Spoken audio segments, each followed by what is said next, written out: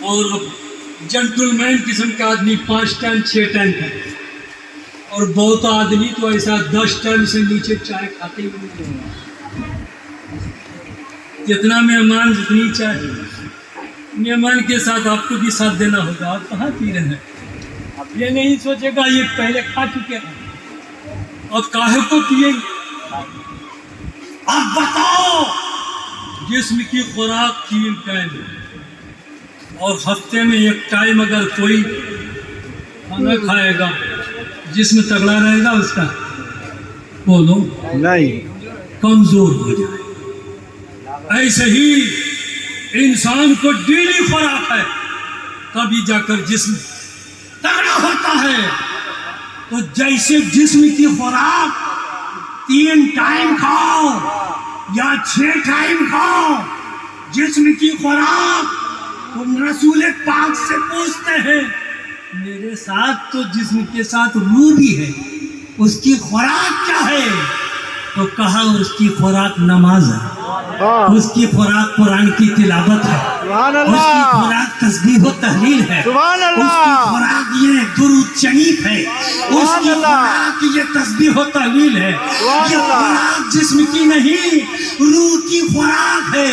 اگر 5 ٹائم تم کو روح کی خوراک دو گے تو جسم تیرا روح تگڑی ہو جائے گی، اور خوراک اگر تیری کم ہوتی جائے گی۔ جیسے ہفتے میں اگر 1 بار اگر تم جمعہ کی نماز پڑھو گے تو تیرا روح کمزور ہو جائے گا، اتنا کمزور ہو جائے گا بلکہ تیرا جسم جانور سے بھی زیادہ بالکل گمراہ ہے۔ سبحان اللہ، سبحان اللہ۔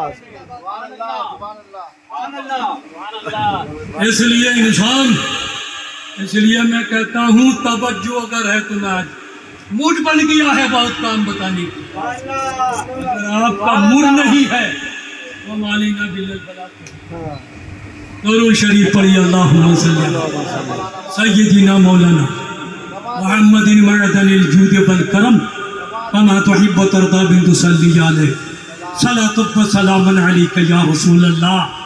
روح کی خوراک نماز ہے، روح کی خوراک حج ہے، روح کی خوراک یہ قرآن کی تلاوت ہے، روح کی خوراک تسبیح و تحلیل ہے۔ اس لیے کہا، اور جس کی خوراک جسم کم ہو، روح کی خوراک اعلیٰ ہو، روح کی خوراک زیادہ ہو۔ غوثی اعظم ہفتے میں چند روٹی کھاتے تھے اور پوری رات عبادت کرتے تھے۔ راوی کا بیان ہے کہ سیدنا امام اعظم ڈیلی 1000 نفل نماز پڑھتے تھے، تب جا کر رات ختم ہوتی۔ سبحان اللہ۔ 1000۔ ابھی ہم جو جمعہ کی ظہر کی نماز، عشاء کی نماز پڑھتے ہیں، کھٹاکھٹ سلام پھیر کر چلے جاتے ہیں۔ کس کام کے لیے؟ یہ فلم جو آ رہی ہے کہیں نہ چلے جائیں، BBC سے لندن سے یہ خبر آ رہی ہے، جلدی سے چھوڑ کر وہاں جاتے ہیں۔ تو یہ ٹی وی دیکھنا، خبر دیکھنا، BBC لندن دیکھنا، یہ جسم کی خوراک ہے کہ روح کی خوراک؟ بولو بھائی، آپ کو چین نہیں ملا کرتی ہے۔ یہی غوثی اعظم عراق کے جنگلوں میں 30 برس تک یہ پراٹھا قورمہ نہیں کھایا، بلکہ 30 برس تک درخت کے پتے جھاڑ کر اور دریا کے پانی کو پی کر اپنے گزارا کیا، اور اپنے جسم کو انہوں نے مردہ کر دیا، اور روح میں اتنا بڑا کمال کیا کہ شیطان کے پیٹ میں درد پیدا ہوگا، اور آفتاب و مہتاب بن کر آپ جب بالکل تخت پر سوار ہو کر آ رہا ہے، کہا تو کون؟ کہا معاذ اللہ میں خدا۔ اس لیے آئے ہو کہ تو نے نماز بہت پڑھی ہے، معاف کرا لے۔ شیطان معلوم ہوتا ہے جب نبی کی نماز معاف نہیں ہوگی، صحابی کی نماز معاف نہیں ہوگی، میری نماز کیسے معاف ہوگی؟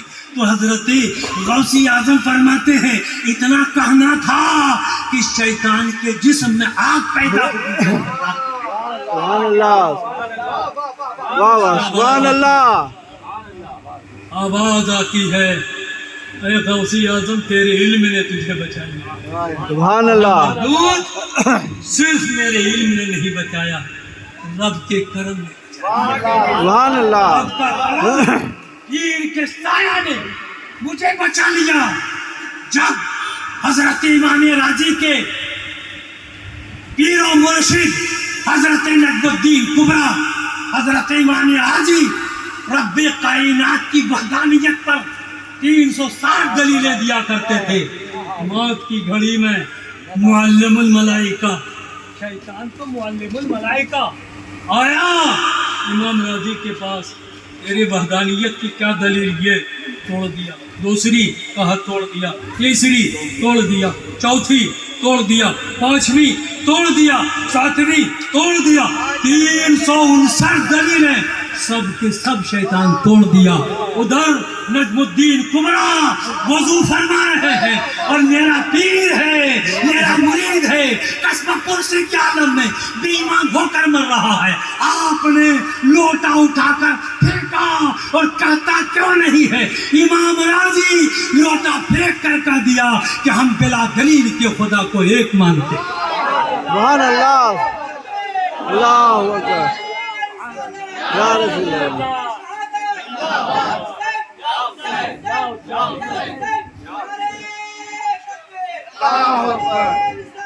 قل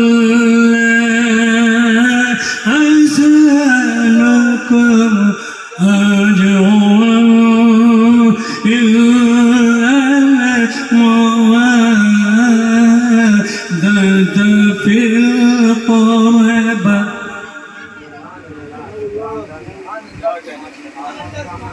یہی غوثی اعظم کی جسمانیت مغلوب ہو گئی اور روحانیت غالب ہو گئی. تو غوثی اعظم ارشاد فرماتے ہیں نظر تو الی بلاد اللہ